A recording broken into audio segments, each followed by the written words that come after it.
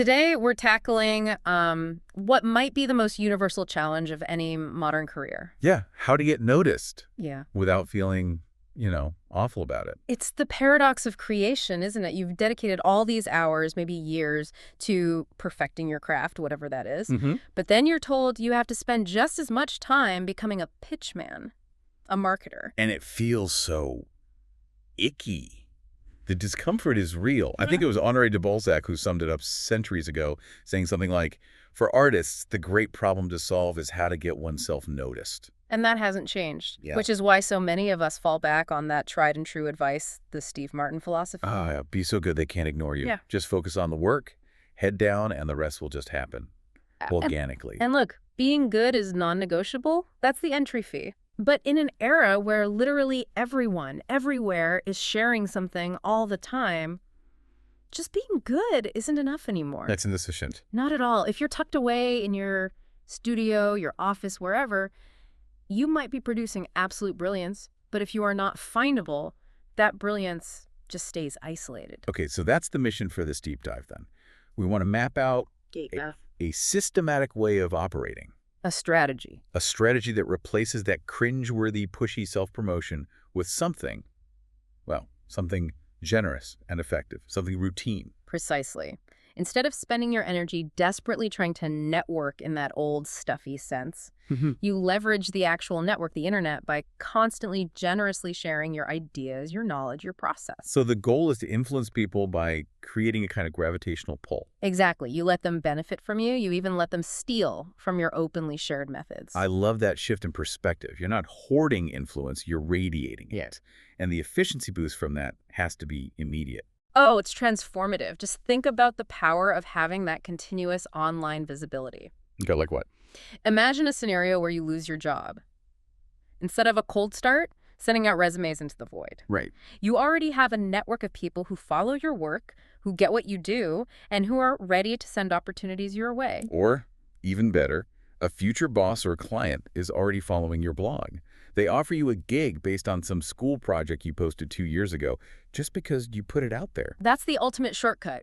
You spend your energy where it matters, on the actual work, practicing your craft, while the documentation of that work naturally attracts a community that shares your interests. And that leads to fellowship, feedback, and down the line, patronage. The path is clear, even if it feels a little counterintuitive at first. You just have to show your work. Okay, so let's unpack this. The first major conceptual challenge we need to get over is this crippling idea of the lone genius. Right. This myth is so toxic. It frames creativity as this singular antisocial act that's just reserved for superhuman people. The Mozarts, the Einsteins, the Picassos. Exactly. People who were supposedly struck by some divine lightning bolt of inspiration, and then they toiled in total isolation before releasing a finished masterpiece to the world. It makes creativity feel completely inaccessible, doesn't it? It does. If you buy into that myth, then the rest of us, the regular people, we're just left to gawk in awe, just waiting for our own lightning bolt, which of course never arrives. It puts up a huge barrier to entry. A huge one. But the sources we've looked at really emphasize that creativity isn't some innate talent. I love how John Cleese defined it. He said creativity is simply a way of operating. A method. A process you can learn and repeat. Not magic. Not magic at all. So if the lone genius is this destructive myth, what's the healthier, more realistic model we should be looking at? We need to shift our focus from the genius to the scenius. Scenius. That's a term from Brian Eno, the musician and producer, right? That's right. And a scenius basically acknowledges that great ideas are very rarely born in a vacuum. They're birthed by an ecology of talent. An ecology of talent. I love that phrase. It's a group dynamic. It's all about the group. A scenius is a whole collection of creative individuals. Sometimes it includes curators, critics, thinkers, maybe just avid tastemakers. Right. And they're all supporting each other. They're looking at each other's work, they're copying ideas, remixing them, contributing to this thriving ecosystem. It doesn't diminish what one person achieves, but it recognizes that the environment, the scene, is critical. Good work isn't created in a vacuum. Creativity is always, in some way, a collaboration. And this is where the internet becomes absolutely revolutionary. Yeah. Because suddenly you don't need to be in 1950s New York or early 20th century Paris to be part of that scene. The physical geography barrier is just gone. The internet is the ultimate scenius. It is. These online platforms, we're talking blogs, forums, social media, they're virtual scenes where there are no gatekeepers, there's no bouncer checking your fancy resume at the door. Yeah, the master, the apprentice, the expert, the total amateur. Everyone can contribute something. Everyone has a voice. But let's make this practical. If I'm, say, a writer, and I'm working alone in rural Idaho, I can't just go to a writer's group in a big city. How do I actually find and join Mycenius today? You start by just observing and then contributing, even if you feel totally unqualified. Okay. The Scenius exists wherever your obsessions live online. Find the subreddits, the forums, the discords discussing that niche topic you care about. Read the blogs of the people whose work you admire, and then start commenting thoughtfully. You don't have to be the expert right away. Not at all. You just need to transition into this next big idea, embracing the amateur spirit. And that's the key psychological hurdle, isn't it? The fear of being found out, of being revealed as an amateur. It is, but we have to reclaim that word. Amateur comes from the French word for lover. It's the enthusiast. The person who pursues their work in the spirit of love, motivated purely by passion, not by fame or money. So what's the amateur's advantage over the professional then? They have so little to lose. They're not constrained by a reputation or by market expectations, so they can experiment, they can take chances, follow weird whims that often lead to brand new discoveries. It's that Zen monk, Shunryu Suzuki's quote, right? In the beginner's mind, there are many possibilities. In the expert's mind, there are few. Amateurs aren't paralyzed by the fear of looking ridiculous. They just try stuff. That connects directly to what Clay Shirky said about the gap between, competence and action. Moving from mediocre work to good work, that's an incremental step. Right. The real chasm, the huge gap, is between doing nothing and doing something, even if that something is kind of mediocre at first. And amateurs are the people who bridge that chasm. They just show up and contribute something. And by doing that in the open, they become lifelong learners. They're thinking out loud. Which allows other people to learn from their successes, and this is crucial, from their failures. Yes. That C.S. Lewis idea is so comforting. He said the fellow pupil can often help more than the master because the fellow pupil only recently struggled with the same problem that the master has long forgotten. So when you learn in the open, you're constantly sharing those fresh struggles. And you're solving them for your peers in real time. And this beginner's mindset is basically necessary for survival now. The world changes so fast that we're all constantly being turned into amateurs in some new field. Whether it's AI, or a new piece of software, or some new regulation. We're all beginners at something. To flourish, you have to retain that beginner's spirit. Think about Tom York from Radiohead. He said his greatest strength was that he didn't know what he was doing. When his songwriting felt stale, he'd just pick up an instrument he couldn't play, and that forced him to write in a totally new way. Or John Lennon saying, "Give me a tuba and I'll get you something out of it." Exactly. Use whatever tools you can get your hands on, embrace your lack of expertise, and just put something out there. So the actionable step here is to actively look for the voids in your chosen scenius. See what people aren't sharing. And fill those voids with your own amateur efforts. Use your love for the subject as your motivation. And that commitment to sharing, that daily act of contributing, is the only way you actually discover your unique voice. We're always told to find your voice, but it's not a thing you just locate under a rock. It's already there. It follows when you decide to talk about the things you truly love and you're willing to put in the time. This brings us to the incredibly moving story of Roger Ebert. It really shows the difference between a physical voice and a real voice. It really does. I mean, here's a man who made his living talking, and then he lost his physical voice to cancer. He was suddenly unable to speak aloud. A monumental shift. He was cut off from his everyday conversation, from his career in broadcasting, so he poured all of himself, into online communication. He started tweeting, he was blogging thousands of words a day. And not just about movies. About his life, his love for his wife, his childhood, his thoughts on his own impending death. He found a whole new medium for expression during the most vulnerable time of his life. He actually wrote, "On the web, my real voice finds expression." It was a complete reinvention, and it was enabled purely by him sharing his inner life online. The critic Janet Maslin observed that he wrote as if it were a matter of life and death, because it is. Wow. That's the level of commitment we're talking about. And the takeaway for you, the listener, is stark. In our modern world, if your work isn't online, it basically doesn't exist for the wider world. You have to commit to finding your voice by using it digitally. Now, if that fear of sharing, the fear of failure, of criticism is still holding you back. The sources offer a dark but really powerful technique. It's effective, but it's definitely morbid. You should read obituaries. It flows from that famous Steve Jobs sentiment, right? About remembering you're going to die. Exactly. Jobs said it was the most important tool for making big life choices because it strips away all the external expectations, all the pride, all the fear of failure. It leaves only what is truly important. We hear about people having actual near-death experiences that catalyze their lives. George Lucas dedicated himself completely to filmmaking after a near-fatal car crash. Right, or Wayne Coyne from The Flaming Lips. After being robbed at gunpoint, he decided, I'm not going to sit here and wait for things to happen. I'm going to make them happen. And most of us aren't looking for a car crash to force our hand. No. Reading obituaries is like an NDE for cowards. It lets you contemplate mortality while keeping it safely at arm's length. And the interesting twist is that obituaries aren't really depressing documents about death. They're fundamentally about life. They reveal the sum total of a person's journey. Mayor Kalman wrote that the sum of every obituary is how heroic people are and how noble. When you read about the sheer range of decent, creative, or challenging things people did with their limited time, often starting as amateurs and just muddling through, it's incredibly inspiring. It is. It makes you confront your own finite time, and it motivates you to get over that fear of putting your work out there and just do something decent with mine. Okay, that's a profound shift in mindset. Now let's move from the why to the how. The daily operational strategy.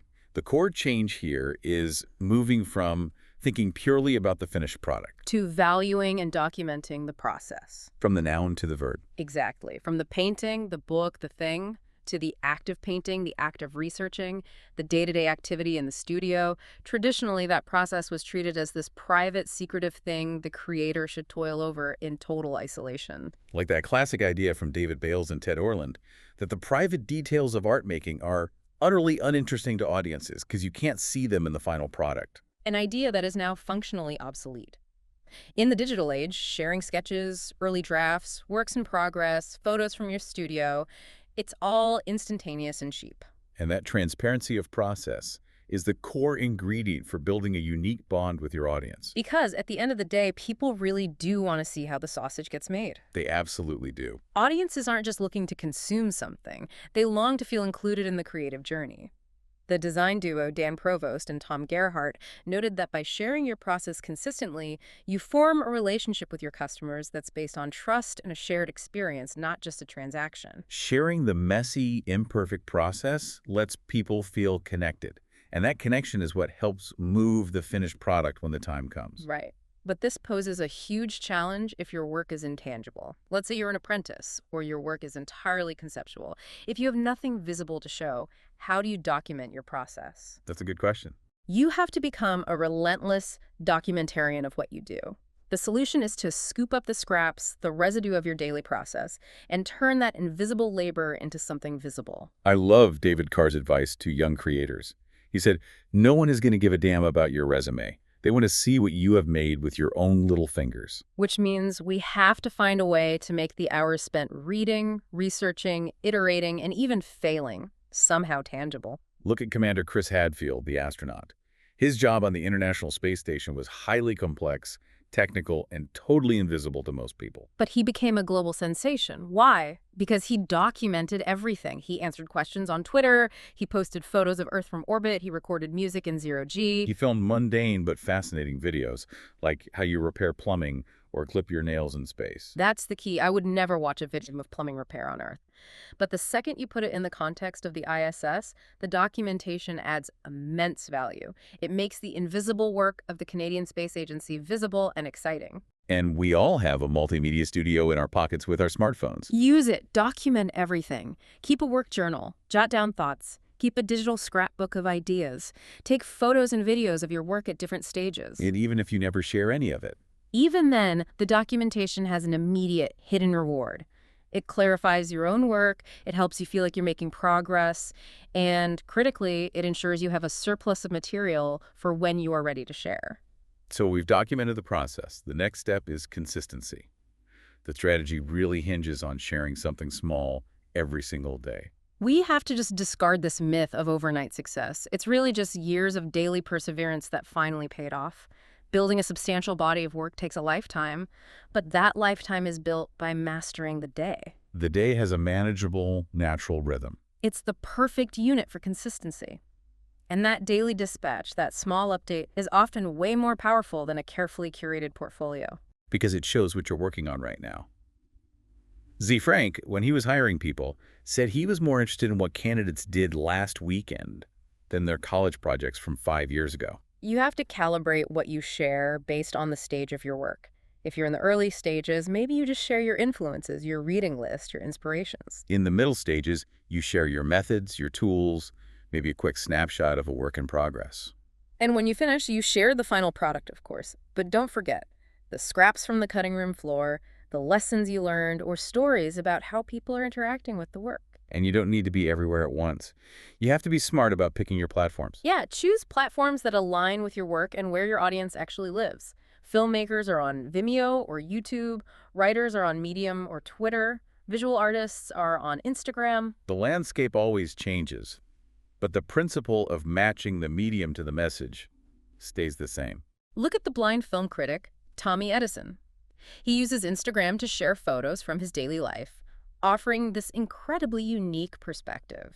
It proves you can creatively use a platform regardless of its intended, visual nature. And what's the single most important rule for that daily dispatch? Avoid the navel-gazing, diary-style prompts. No more, "How am I feeling today?" Stick to the actionable prompt, like the Dribble tagline, "What are you working on?" Exactly. The core principle is show your work, not your lunch. Keep the focus on what you're creating, not just what you're consuming. Okay, but I think this is the point where the listener starts to freeze up. Sharing something small every day, especially if it's unfinished, that feels like inviting ridicule. Doesn't this clash with the drive for perfection? It absolutely clashes. And that striving for perfection is often the enemy of productivity and momentum. You have to accept Sturgeon's law. 90% of everything, and that includes your own work, is crap. The problem is, you don't know which 10% is gold and which 90% is dross until you release it and see how people react. So sharing is a form of necessary social chemistry. It is. The artist Wayne White said that sometimes you need the reaction of others to make the good work reveal itself to you. It's a testing process. And as for the time, the constant complaint, "I don't have enough time to do the work, let alone document and share it." Time is found in the nooks and crannies, in those little spaces between the important things. The commute, the lunch break, late at night after the kids are in bed. The recommended strategy is work while the world is sleeping and share while the world is at work. But you have to keep a balance. If documenting and sharing starts taking over the actual doing. If you're spending all your time tweeting about your novel instead of writing it. Right. Then you set a hard timer, maybe 30 minutes, and then you kick yourself off the internet and get back to the primary task. Now, once we commit to this continuous sharing, we run into the digital permanence problem.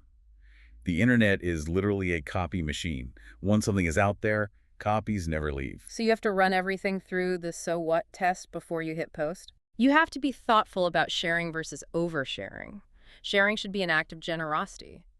So is what you're about to post useful or entertaining to the person on the other side of the screen? I had a professor who wrote, "So what?" on the chalkboard, demanding we justify every single sentence. If the content isn't useful or entertaining to the audience, it's not really sharing, it's just noise. Exactly. And if you're unsure about a post, just let it sit for 24 hours. The Save as Draft button is your prophylactic. Use it. And remember that warning from Lauren Saran. Post as though everyone who can read it has the power to fire you. You want your work to be copied and spread, so make sure you're comfortable with the whole world seeing it forever. So how does all this daily, ephemeral content, this flow, eventually turn into something durable and substantial, what the sources call stock? This is where Robin Sloan's metaphor is so indispensable. Flow is the feed. It's the stream of daily tweets, photos, and minor posts that remind people you exist and you're active. It's immediate, it's consumable, it's like a constantly running stream. And stock is the durable content. The article, the book, the long-form project that stays interesting in 2 months or 2 years. Right. It's found through search engines, and it slowly builds a lasting fan base. Stock is the reservoir that you build from that running stream. I love that analogy.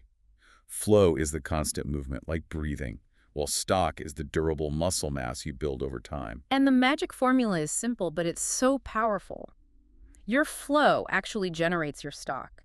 Your daily social media posts are like a public notebook where you're thinking out loud. Mm-hmm. By revisiting your old dispatches, you start noticing themes and patterns emerge. Then you can collect, organize, and expand those little daily bits and pieces into huge, substantial projects.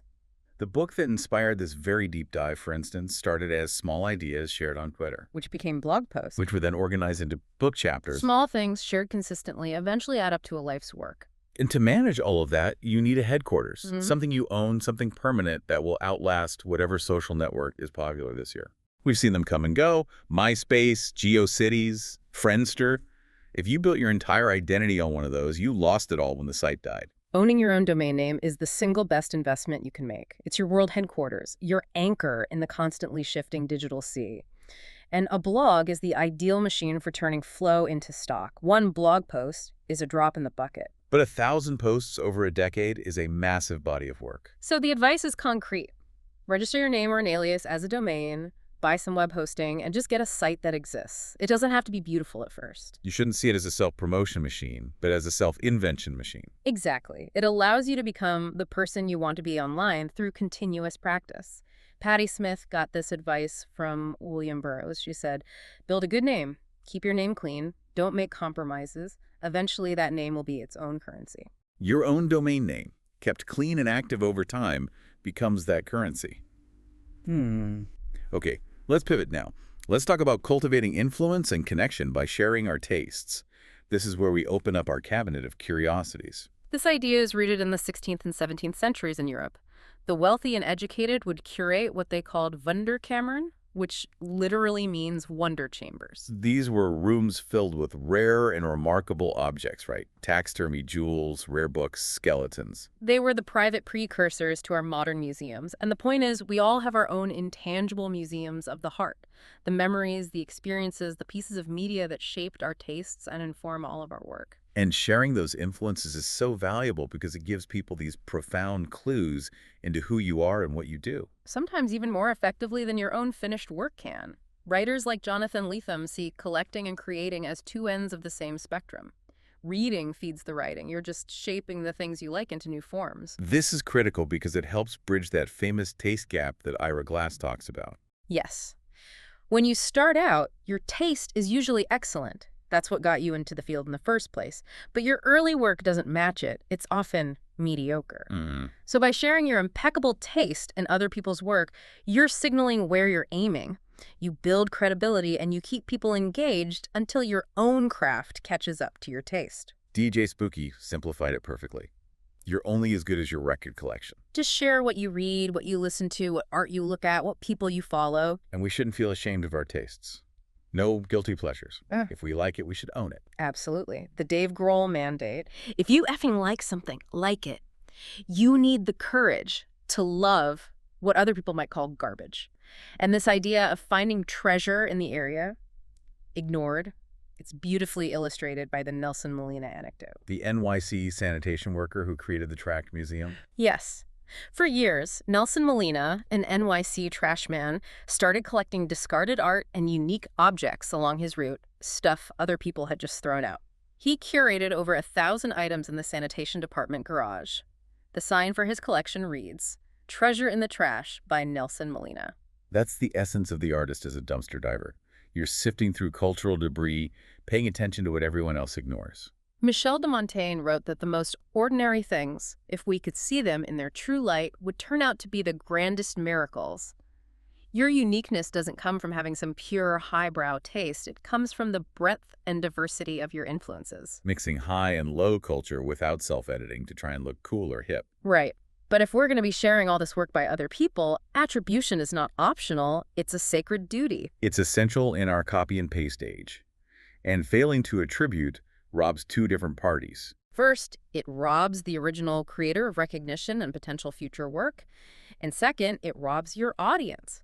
It prevents them from digging deeper, finding the creator's website, or discovering more work they might love. So attribution shouldn't just be a footnote. It needs to be comprehensive, almost like putting a little museum label next to whatever you share. Great attribution gives context, what the work is, who made it, how, when, and where it was made, why you're sharing it, and where people can find more like it. And online, the single most important form of attribution is a hyperlink back to the original source. It is. People are lazy. 99.9% of them will not go through the effort of Googling a name if there isn't a link right there. And the rule of thumb is simple.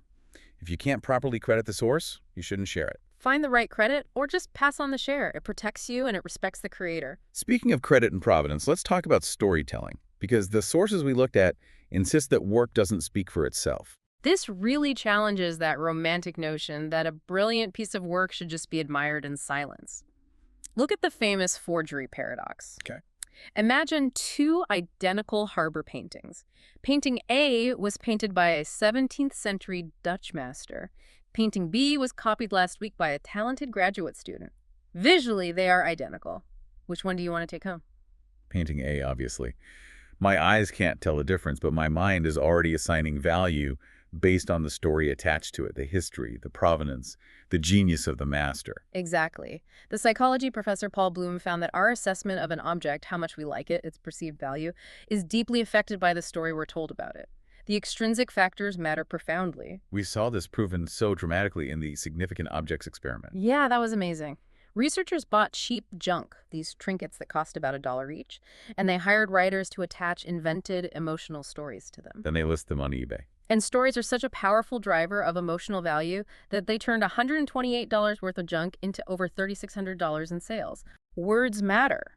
Humans crave narrative. They want to know where things came from, how they were made, who made them. As Rachel Sussman points out, your audience is human, and humans connect through stories. Every email, photo, tweet, every conversation you have, it's all part of this constantly constructing multimedia narrative about your work. So to be effective, you just have to become a better storyteller. Life is messy, but good stories are tidy, so we need structure. You need to learn how to steal good structure and fill it with the messy elements from your own life. John Gardner's fundamental plot formula is perfect for this. A character wants something, goes after it despite opposition, and so arrives at a win, lose, or draw. That formula mirrors the creative process itself, the initial idea, the hard execution, the final result. It does, and Pixar's Mad Lib structure is just a genius template for a finished story. Once upon a time, there was a limp.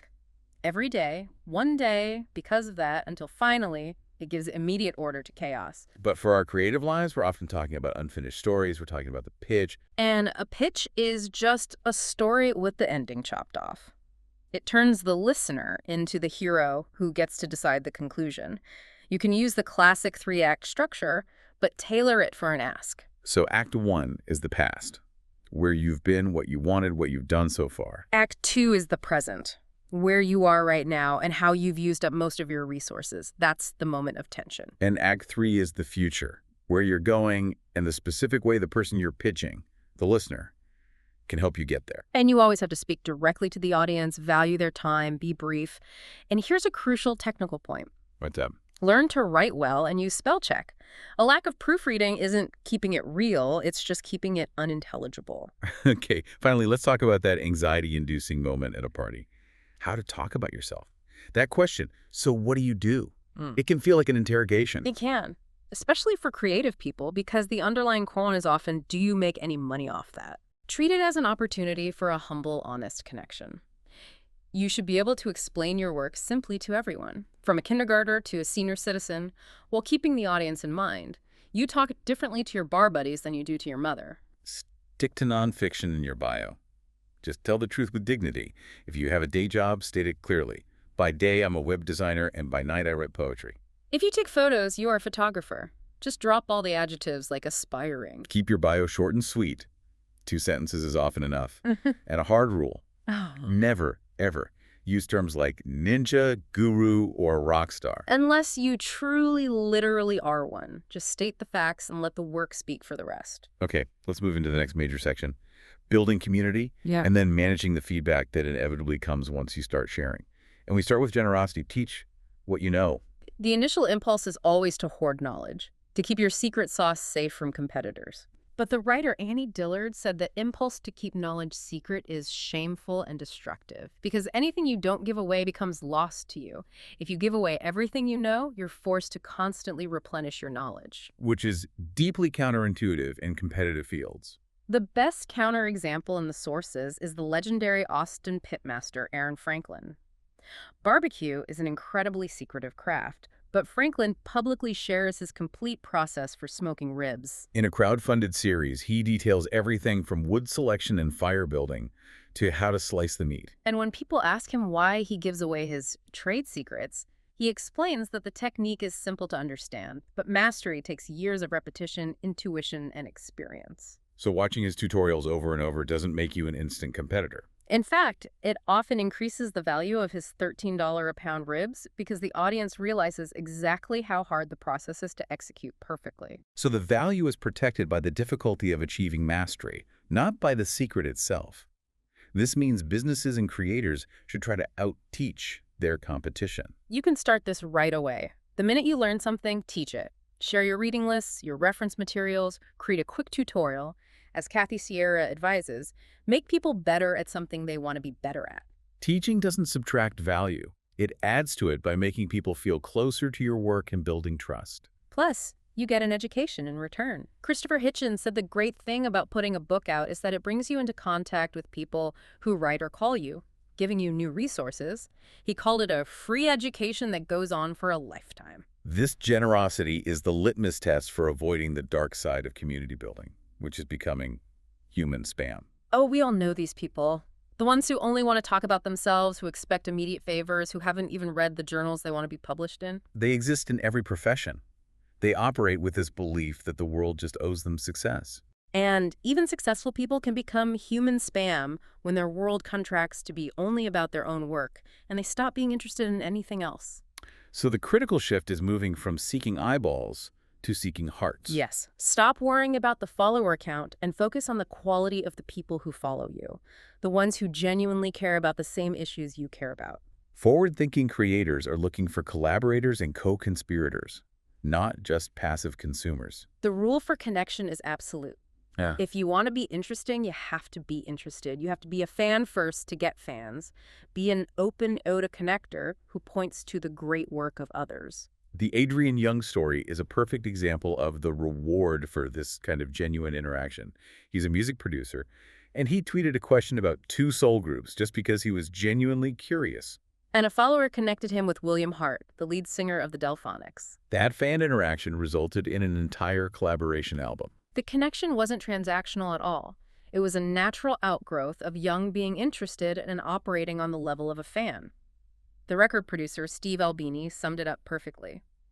Connections don't mean shit unless they're a natural outgrowth of being good at things. Part of protecting your energy to be good at things involves what the source calls the vampire test. Right. This comes from that infamous anecdote about Pablo Picasso, who was notorious for sucking all the creative and personal energy out of the people he met. His granddaughter claimed he would squeeze people like tubes of oil paint, using their exhaustion to fuel his own late-night painting sessions. But the sculptor Constantin Brancusi refused to play that game. He completely refused contact with Picasso just to protect his own creative energy. So the vampire test is simple. It is. If, after hanging out with someone or doing a specific activity, you feel worn out, depleted, or less motivated, that person or activity is a vampire. This applies to toxic people, draining jobs, time-wasting hobbies. And vampires cannot be cured. You just banish them from your life forever. That makes sense for the obviously draining things, but what about the people who challenge us? Sometimes the people who force us to grow can be exhausting. How do you distinguish between that necessary friction and a true energy vampire? That's a fantastic question because growth is often painful. The difference really lies in the outcome and the intent. Necessary friction comes from someone who is invested in the improvement of your work, like a tough critique from a mentor. Okay. A vampire is interested only in the consumption of your energy or the amplification of their own ego. They leave you with nothing constructive to work with. If you feel intellectually stimulated but physically tired, it might be productive friction. If you just feel diminished and resentful, it's a vampire. Okay, so once we successfully put our work out there, we have to be prepared for the inevitable backlash. We have to learn to take a punch. The designer, Mike Montero, called this the single most valuable skill he learned in art school. The critiques were so brutal that students were trying to get each other to quit, but it taught him to separate his identity from the work. The more work you put out, the more criticism you will face. The source gives us 5 points, like a skeletal diagram for building resilience. First, relax and breathe. Fear is just your imagination taking a wrong turn. Bad criticism is not fatal to your life or your career. Second, strengthen your neck by practicing getting hit a lot. Right. The more work you put out, the more criticism you get, and the more you realize that the words themselves can't physically hurt you.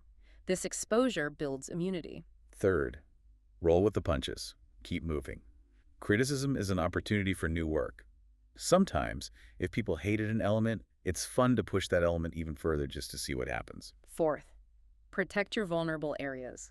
Keep the work that is too sensitive or deeply personal hidden. But remember the important counterpoint. Compulsive avoidance of embarrassment is a form of suicide. Vulnerability is necessary for a true connection, so you have to find that balance between protection and exposure. And fifth, and this is crucial for your identity, keep your balance. Remember that your work is something you do, it's not who you are. Stay connected to family and friends who love you regardless of the work's success or failure. And then there are the actual digital attackers, the trolls. It's so easy to say, don't feed the trolls, but when that negative feedback is the only thing you get back on your first few projects, how do you not internalize that voice? You have to evaluate feedback based on the source. You want feedback from people who care about your work, not from people who are just trying to provoke a reaction. Trolls are only interested in provocation. You gain nothing by engaging, don't feed them, and they usually go away. But the most dangerous troll of all lives inside your own head. Absolutely. The source shares this chilling story about a follower on Twitter who would amplify the author's inner self-doubt after he became a father. They would quote his own passages and add snide comments like, "Ha, try that when you're up at 3 a.m. with a crying baby." That follower was just putting words to the author's internal voice that was already saying, "You suck, you'll never write another good word." So we need digital hygiene. Essential. Use the block button. Delete nasty comments. The analogy used is stark but necessary. If someone took a dump in your living room, you wouldn't let it sit there, would you? Curate your space aggressively. And for some creators, the ultimate hygiene is just turning off comments completely. Cartoonist Natalie D. notes that art galleries and books don't have public comment sections. If your work is good, people will copy it and discuss it in their own spaces anyway. Removing comments often removes a huge source of anxiety and negativity, which just allows you to focus on the next piece of work. All right, let's address the elephant in the room. Money. We have to talk about how to fund this creative life, how to sell out. We have to overcome that crippling romantic notion of the starving artist. The idea that money inherently corrupts creativity. Money is just a resource, and that resource has to come from somewhere. A day job, a spouse, a grant, a patron. You cannot create without time and resources. And some of the most cherished cultural artifacts we have were commissions created for explicit financial gain. Michelangelo painted the Sistine Chapel by commission. Mario Puzo wrote The Godfather because he was 45, broke, and owed $20,000. Lennon and McCartney didn't just wait for inspiration to strike. They would sit down every day to write a swimming pool. Money fuels the art, and it protects the artist from distraction. When you face those sellout hecklers, the people who scorn success, just remember what Bill Withers said. He said he wasn't crazy about the word, but to him, the best sign you can put up is sold out. Those accusations usually come from the bitterest, smallest parts of ourselves. We should celebrate other people's financial success as if it's our own. So once an audience starts gathering because of your free sharing, your flow, the next step is turning those listeners into patrons. This is about passing around the hat. And the easiest first step is the virtual tip jar. A donate now button or something simple like this, buy me a coffee. It's the digital equivalent of a band passing a hat during a gig. And for bigger projects, there's crowdfunding, Kickstarter, Indiegogo. Yeah. But they work best after you've already cultivated that relationship and proven your consistency. The example of musician Amanda Palmer is just phenomenal. She spent years cultivating transparent, genuine relationships with her fans through open sharing. So when she asked for $100,000 to record her next album, her fans, who were already so deeply invested in her process, gave her over $1 million. That success was built entirely on trust and connection, not on traditional marketing. And asking for money is the ultimate value test. The story of the street poet confirms this. A guy told the poet John T. Unger that his poem changed his life. But when he was asked to buy the book for $5, he refused. Unger realized that the man's words didn't match his actions. When you charge, charge fairly, but make sure you feel confident that the work is truly worth something. And whether you sell things or not, one boring, durable technology is essential for longevity: the mailing list. You must always be collecting email addresses from people who want to stay in touch. Email is decades old, and everybody hates it, but everybody has an email address. Unlike the constantly shifting ephemeral social media feeds, if you send an email, it will land in the inbox. You own that connection. The model is so simple. Give away great stuff on your site to demonstrate your value, collect emails, and when you have something truly remarkable to sell or share, send an email. And your list is made up of your biggest supporters just by the fact that they signed up for the potential to be spammed by you. Exactly. So treat them with respect. Be clear about your expectations daily, monthly, infrequent, and never add someone without their explicit permission. The next trap to avoid is letting success stop you from doing the work. You need to make more work for yourself. Don't let the hecklers or the fear of change dictate your ambition. A creative life is defined by change, taking chances, striving. The saxophonist John Coltrane said, "The real risk is in not changing. I'd rather be striving." So when opportunities knock, you have to be selective. The simple rule for ambition is this. If an opportunity allows you to do more of the work you want to do, say yes. If an opportunity means more money but less of the kind of work you truly want to do, say no. And when you find success and you acquire clout, you have an obligation to pay it forward. Use your platform to help the work of others who helped you get where you are. Extol your teachers, your mentors, your peers, your fans. Throw opportunities their way. Michael Lewis captured this perfectly when he said, "If you have had success, you have also had luck. And with luck comes obligation. You owe a debt to the unlucky." But success can also become its own worst enemy by just stealing all your time. This is where you have to flip your default setting. That's the big caveat. Neil Gaiman realized that his success had conspired to stop him from doing the one thing he did best. He looked up one day and realized he had become someone who professionally replied to email and only wrote as a hobby. Wow. At some point, you have to switch from saying yes a lot to saying no a lot, just to protect your essential work time. Be generous, but be selfish enough to get your work done. Which brings us to longevity. Once you have momentum, you have to stick around. Careers are full of dips and plateaus, but there aren't only second acts in life. There are third, fourth, and fifth ones. The people who ultimately succeed are often just the ones who stick around long enough and refuse to quit prematurely. The comedian Joan Rivers captured that spirit of refusal when she said, "In our business, you don't quit. When they cut off your hands, hold on with your elbow. When they cut off your arms, hold on with your teeth." It's sheer persistence. You can't plan on success, but you can leave open the possibility for it. It's like the parking lot analogy. If you circle a full lot long enough, a spot will eventually open up. You just have to play till the ninth inning. And to maintain that momentum, you need to chain smoke your projects. Avoid that stall that happens when you finish one project and you're just waiting for feedback or validation before you start the next one. Use the end of one project to immediately light up the next one. Woody Allen averages a film a year because he never takes time off. Ernest Hemingway would stop mid-sentence at the end of his workday so he knew exactly where to start the next morning. It's about continuous, uninterrupted flow. The work is never truly finished. As Paul Valery said, it is only abandoned. You take the weak link, the thing you missed, or the inspiration you couldn't get to in the last project, and you jump right into the next one. But continuous chain smoking leads to burnout. To stick around long term, you have to schedule the necessary breaks. You have to go away so you can come back. The solution here is the planned sabbatical. The designer Stefan Sagmeister famously shuts down his entire studio every 7 years for a full year off. He theorized that we should borrow 5 years from retirement and use them to break up our productive work years. And those breaks are crucial for recharging the creative well.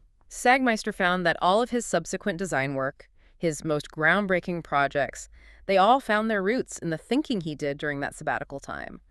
But most of us can't take a full year off. Right. So we have to focus on practical, smaller sabbaticals, daily, weekly, or monthly breaks where we just walk away completely. Gina Trapani identified 3 prime spots for these micro-sabbaticals. First, the commute, which separates work life from home life and gives you time to read or doodle or listen. Second, exercise, which relaxes the mind and opens it up to new thoughts. Get a dog if you hate exercise. They will not let you skip the break.